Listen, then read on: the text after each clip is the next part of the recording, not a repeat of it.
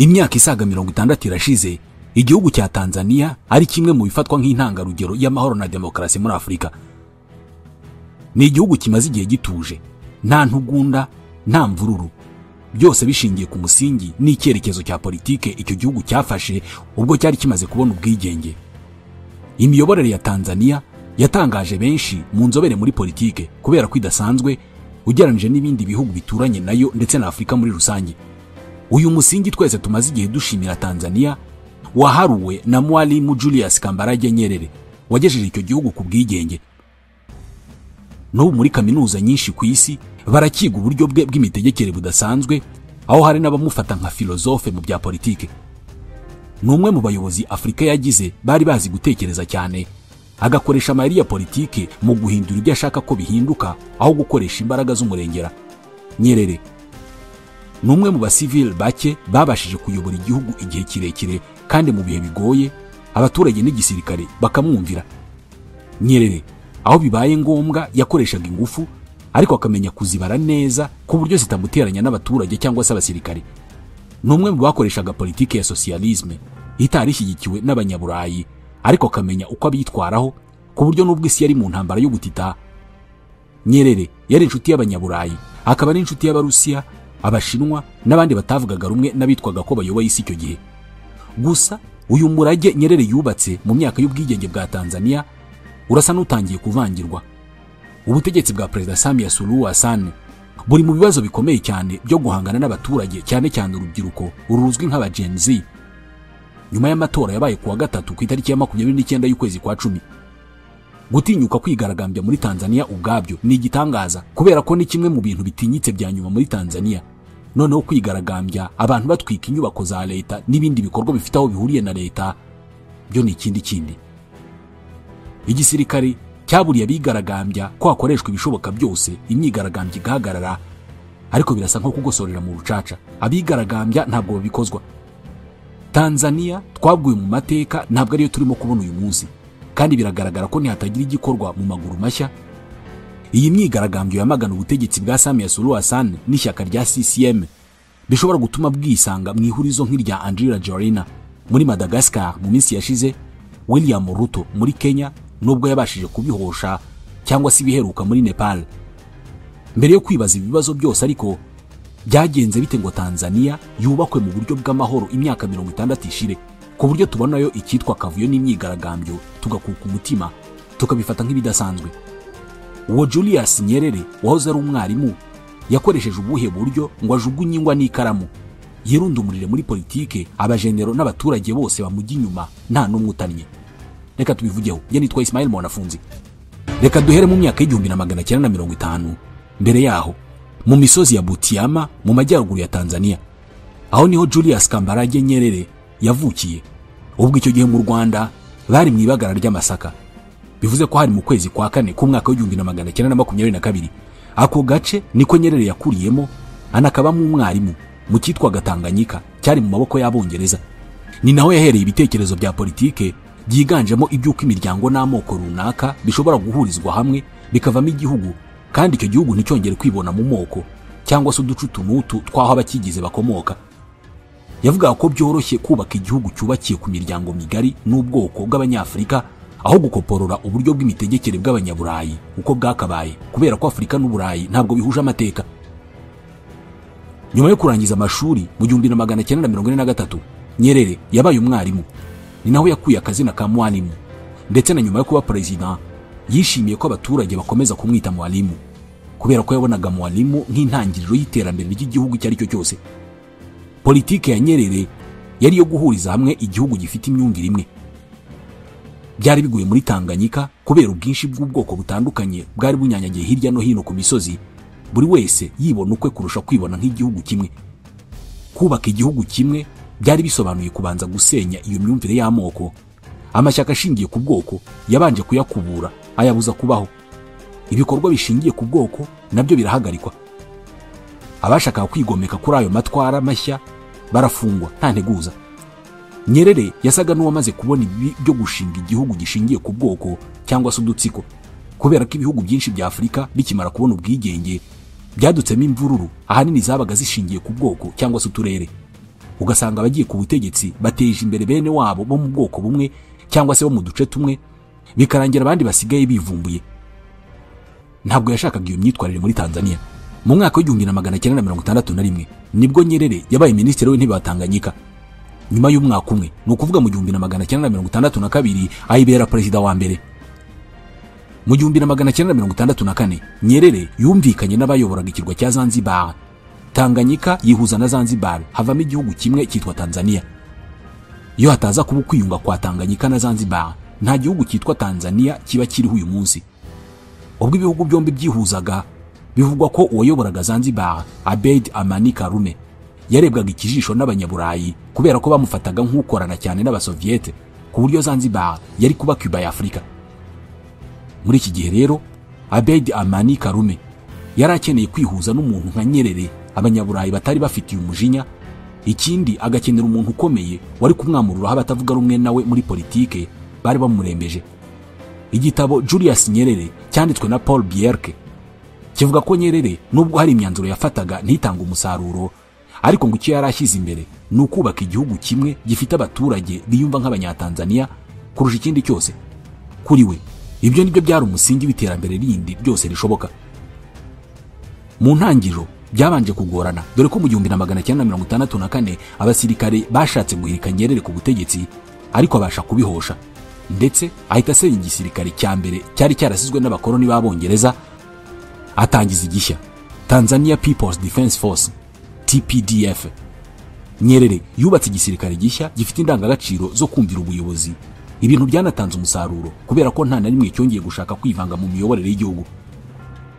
Ibindi bikomeye Nyerere yakoze mu gushyira hamwe Tanzania ni ukugira Igiswahili ururimi rw'igihugu rukigishwa umuntu wese, ku buryo haba umuturage wo mu majyepfo no mu majyaruguru, iyo bahuriye Dar es Salaam baravugana bakumvikana.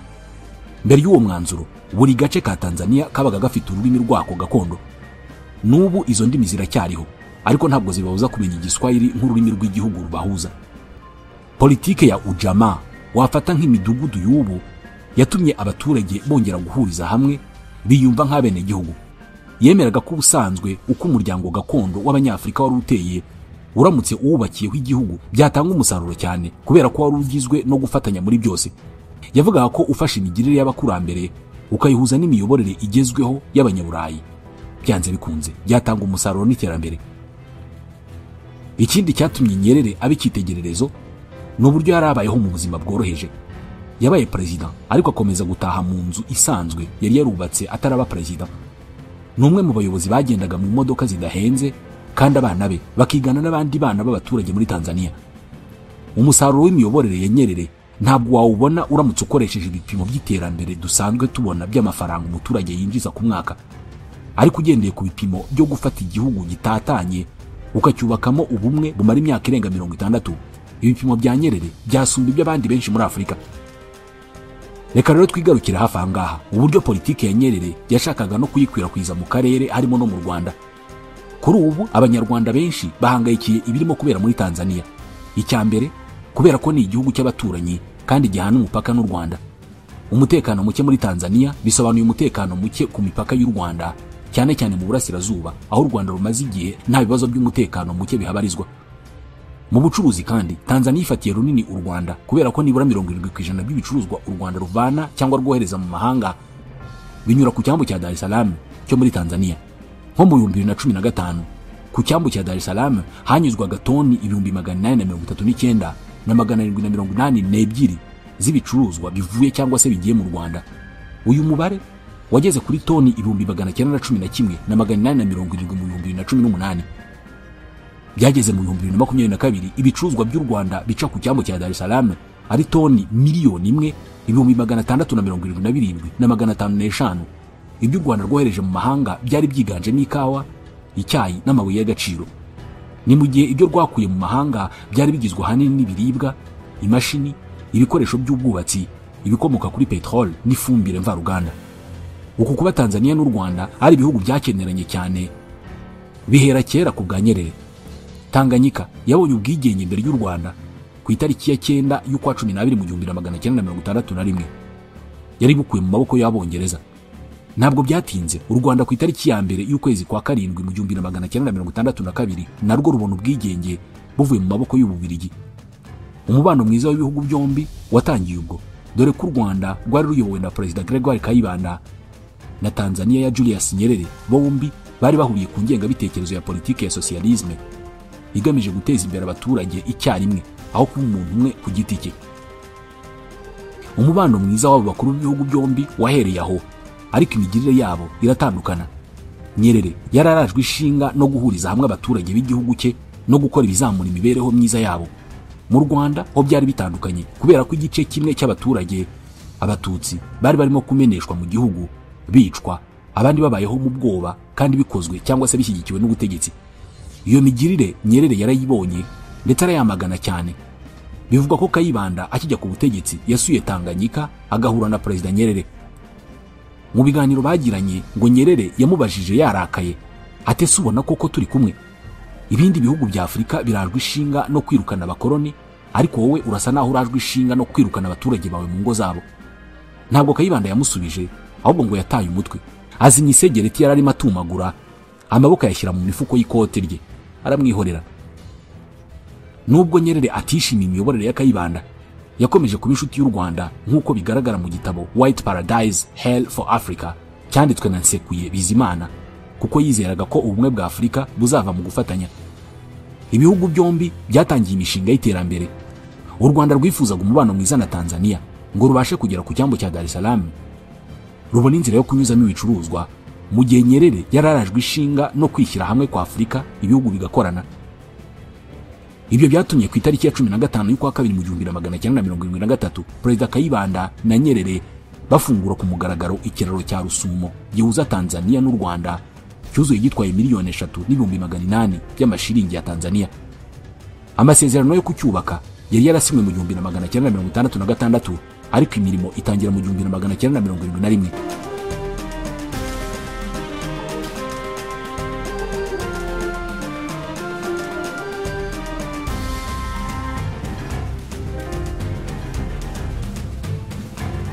Umubano wa Tanzania n'u Rwanda warakomeje no muri Repubulika ya kabiri ya General Major Habyarimana Juvenal. Nyerere yahoraga avuga ko iterambere rya Afurika rizaturuka ku bufatanye bw'ibihugu biyigize.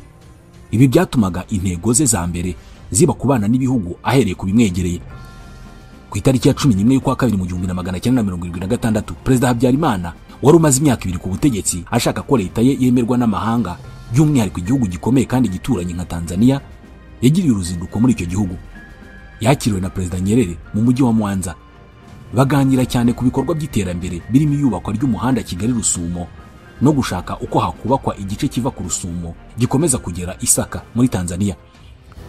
Bivugwa ko mu gushyira ingufu kuri Tanzania, u Rwanda rwashakaga andi mahitamo rwajya rwitabaza mu gihe umuhanda wa Kigali Kampala Mombasa ugize ikibazo, dore ko u Rwanda na Uganda bitari bibanye neza. Ntibyatinze, ku itariki ya 11 y'ukwa gatanu mu 1978 Perezida Nyerere yagiriye uruzinduko rw'iminsi 3 mu Rwanda. Inyandiko z'ibanga za Leta Zunze Ubumwe za Amerika zahishuwe na WikiLeaks zigaragaza ko abakuru b'ibihugu bombi bemeje ko umubano w'ibihugu byabo uhagaze neza. Mu Rwanda, Nyerere yasuye aho bacukura Nyiramugengeri, asura uruganda rutunganya ibireti mu Ruhengeri, yakirwa n'abarwanashyaka ba MRND kuri stade ya Ruhengeri, akora umuganda, anasura n'imirima y'ikawa i Kanombe ndetse n'uruganda rwenga urwagwa. Nyerere yavuze ko hari iby'ibihugu byombi byakwigiranaho. U Rwanda rukigisha Tanzania uburyo rwakoze amavugurura mu burezi, nayo ikarwigisha imiyoborere ya socialisme ishyira imbere imibereho myiza y'abaturage. Yaragize ati nta numwe muri twe wagera ku bukungu yifuza hatabayeho gufatanya ngo tubyaze umusaruro umutungo kamere wacu. Hemejwe ko bagiye gushakisha amafaranga yo gushyira kaburimbo mu muhanda Rusumo Isaka, gutangiza umushinga wa gari ya moshi uhuza ibihugu byombi n'uburyo bwo kwagura icyambo cya Dar es Salaam. Kubera ikibazo cy'ubwiyongere bw'abaturage mu Rwanda, Nyerere yemeye ko ashobora no gutanga ubutaka abanyarwanda bagera ku 500 bakimukira muri Tanzania. Ku itariki ya 13 Nyerere agiye guhaguruka asubira muri Tanzania, yaragize ati twiteguye no kwakira abanyarwanda 500 icyarimwe kubera ko dufite ahantu hanini hadatuwe. Abazaza bazashyirwa mu midugudu izwi nka Ujamaa nk'uko abandi banyatanzania bameze.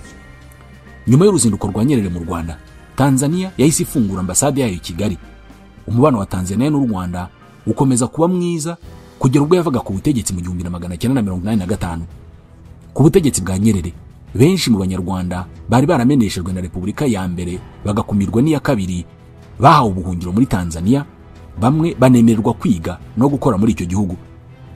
Nubwo yavuye ku butegetsi, Nyerere yakomeje kugira ijambo rikomeye mu miyoborere ya Tanzania, cyane cyane binyuze mu ishyaka CCM no kuyivuganira mu ruhando mpuzamahanga. Na nyuma yo kuva ku butegetsi, urukundo rwa Nyerere ku banyarwanda rwagiye rwigaragaza. Numwe mu baharaniye ko igihugu cye kiba umuhuza mu masezerano y'amahoro hagati ya leta ya Habyarimana na FPR Inkotanyi yari mu rugamba rwo kubohora igihugu. Nubwo ayo masezerano atageze ku ntego yayo, uwo muhate Nyerere yagaragaje yarawushimiwe mu 2009 ubwo guverinoma y'u Rwanda yamuhaga umudari w'ishimwe uzwi nk'uruti kubw'ubufasha bwe mu rugamba rwo kubohora u Rwanda. Ku itariki ya 4 y'ukwezi kwa 7 mu 2009, Perezida Kagame mu izina ry'abanyarwanda yambitse umudari w'ishimwe Madame Maria Nyerere kubw'umuhate umugabo we yagaragaje afasha mu rugamba rwo kubohora u Rwanda. Uwo munsi Perezida Kagame yaragize ati nk'umunyafrika wubashywe, Mwalimu Julius Nyerere yari ijwi ridatuza, wababajwe kandi wumva kaga kagwiriye u Rwanda mu maso y'abanyamahanga. Tanzania yiyemeje kuba umuhuza mu rugendo rwari rugamije gukemura amakimbirane yaramaze igihe mu gihugu cyacu. Na nyuma ya jenoside, Mwalimu Nyerere yatubaye hafi, agasura kenshi u Rwanda, ariko anatanga inama zuje ubunararibonye mu bibazo byabaga bitwugarije. Ku itariki ya 17 y'ukwa 10 mu 2011, ubwo yaganiraga n'itsinda ry'intumwa zavuye mu muryango mpuzamahanga mu by'imari International Finance Corporation IFC, Perezida Kagame yongeye kugaragaza uburyo yubaha Mwalimu Julius Nyerere, amushimira kuba umugabo utaraterwaga ubwoba no gukora icyo yumva kibereye abaturage be. Ati nagize amahirwe yo guhurana nyakwigendera Mwalimu Julius Nyerere wahoze ari perezida wa Tanzania. Nashimishijwe n'imico ye, yari wa muntu utaraterwaga ubwoba no gukora icyo yizera ko kibereye abaturage be. Nyerere yapfuye mu 1999 hashize imyaka 5 gusa u Rwanda rubohowe. U Rwanda rwari rukigoswe n'ibibazo by'umutekano muke watezwaga n'imitwe yiganjemo iyasize ikoze jenoside yakorewe abatutsi. No mu minsi ya nyuma, Nyerere yakomeje kurwana ku Rwanda, agira uruhare mu biganiro bigamije kugarura amahoro mu burasirazuba bwa Kongo, hashyirwaho ingabo za Loni zigamije guhangana n'izo nyeshyamba ziganjemo izashaka kugaruka gusenya u Rwanda. Mu 1995, Nyerere yagaragaje uburyo yababajwe cyane na jenoside yakorewe abatutsi, aho ubunyarwanda bwasenywe bugasimbuzwa amoko ku nyungu z'abayobozi y'isi ndyarya.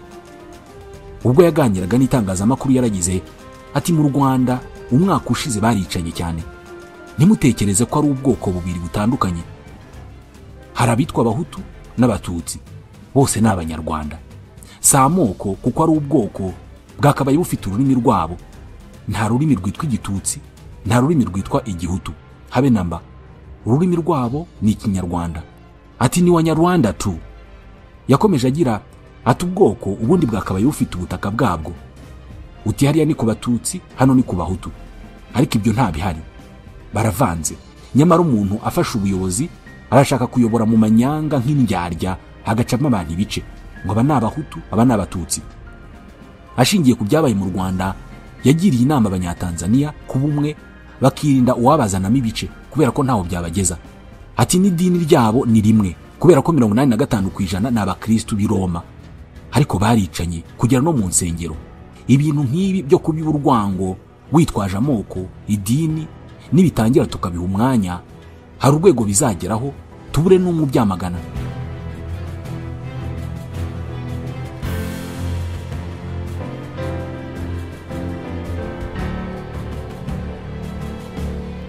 Nubwo Nyerere yatengushywe n'u Rwanda rwa mbere ya jenoside, b'abanyarwanda yifuzaga ko bumwe byarakunze. Iterambere yashakiraga Tanzania n'u Rwanda rigerwaho gahoro gahoro, ndetse ibihugu byombi bifitanye imishinga ikomeye y'iterambere, harimo n'uwo yatangije wo kubaka umuhanda wa gari ya moshi uhuza u Rwanda na Tanzania. Ubu rero icyifuzo cy'abanyarwanda benshi nuko birimo kubera muri Tanzania bitafata indi ntera iganisha ku mvururu. Abanyarwanda bari mu babihomberamo cyane. Ni nadusoreje iki kiganiro, tubashimiye ko mwakurikiye. Nitwa Ismael Mwanafunzi, naho ubutaha.